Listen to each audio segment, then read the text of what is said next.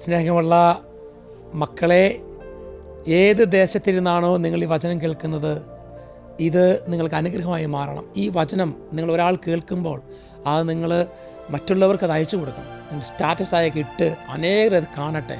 ഈ നോമ്പ് കാലത്ത് ചിലപ്പോൾ ഒരൊറ്റ വചനമായിരിക്കും ഒരു ദൈവ മക്കളെ സ്പർശിക്കുന്നത്. ഇത് നിങ്ങൾ ഒരു നിയോഗം പോലെ, ഈ നോയമ്പ് കാലത്ത് ഒരു നിയോഗം പോലെ ഈ വചനങ്ങൾ ഓരോരുത്തർക്കും ഓരോ 10-50 പേർക്ക് നിങ്ങൾ ഷെയർ ചെയ്ത് കൊടുക്കുക. അപ്പോൾ അത് കർത്താവ് അത് അനുഗ്രഹമാക്കി മാറ്റും.